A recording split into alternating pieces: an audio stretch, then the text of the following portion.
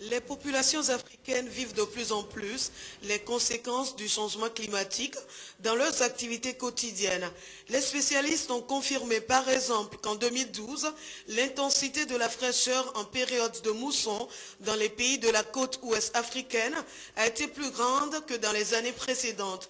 Pour limiter les dégâts, des mécanismes de financement dont le Fonds vert ont été mis en œuvre sur le plan international. Mais selon l'ONG Jeunes Volontaires pour l'Environnement, ces moyens ont été inefficaces. L'approche à adopter, les financements dits innovants. La rencontre avec les organisations de la société civile a été une occasion de sensibilisation sur cette stratégie. Aujourd'hui, nous présentons au moins 4 sources de financement innovants qui sont premièrement la taxe sur le fret maritime qui consiste à taxer les navires qui également sont des pollueurs. Et il est démontré que la capacité de pollution globale des navires fait 2,6% sur la pollution globale venant de toutes les sources. Donc les navires doivent être taxés dans un premier temps pour réduire les émissions de gaz à effet de serre dans le secteur maritime et également trouver de l'argent dans le fret maritime pour pouvoir financer l'adaptation. Nous avons également la redirection ou bien la réduction carrément des subventions aux énergies fossiles, c'est-à-dire le pétrole et ses dérivés. Les compagnies qui assurent les transactions elles-mêmes ne sont pas prêtes à accepter quelque taxe que ce soit. Mais il va falloir en parler et expliquer toujours le bon sens de l'action qui doit être menée. Si le monde n'existe pas, les transactions n'existeront pas.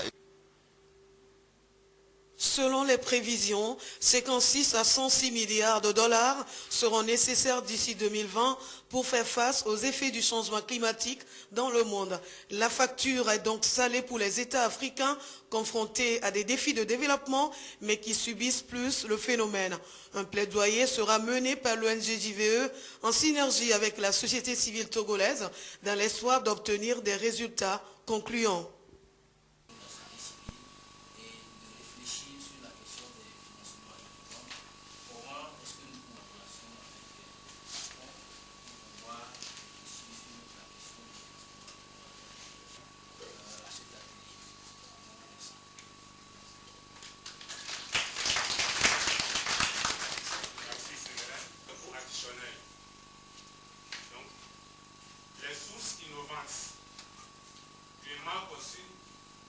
Mobiliser les financements.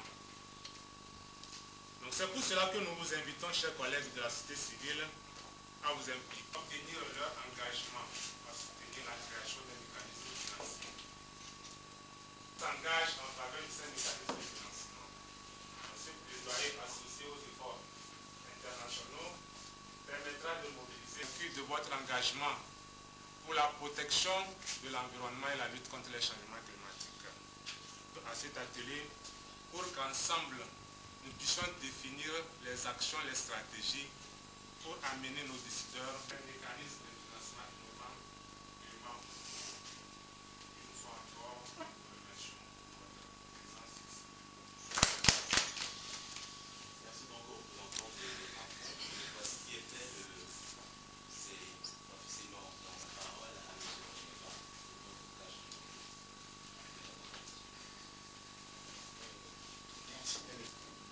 Monsieur le représentant de JVE, monsieur le souverain, que je connais très bien, monsieur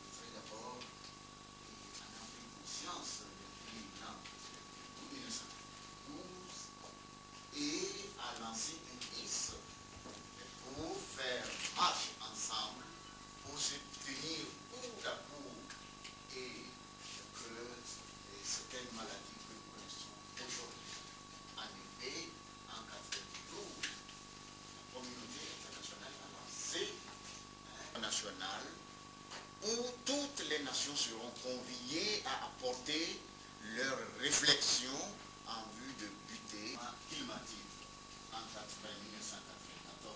Alors, cette volonté a eu et qu'ils se réunissent à tout moment pour réfléchir sur la manière de se prendre au pouvoir et que nous répondons, qui est un défi de taille à tout le monde ça.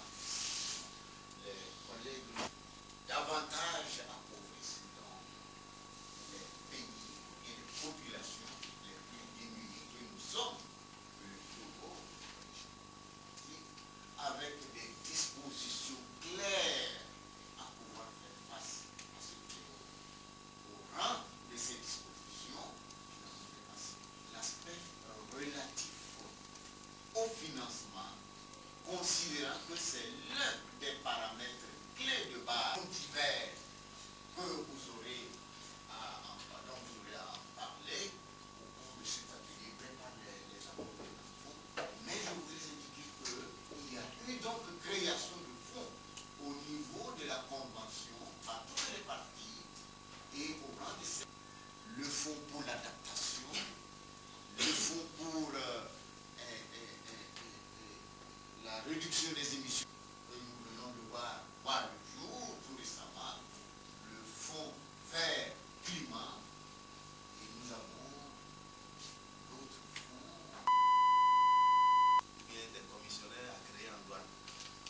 Donc c'est eux qui s'occupent de ce navire à l'accostage. Donc toute la cargaison, donc le capitaine de navire est donc arrivé, l'agence maritime doit vérifier si toute la cargaison et la marchandise est à jour. Bon. Et maintenant, c'est à l'agence maritime maintenant de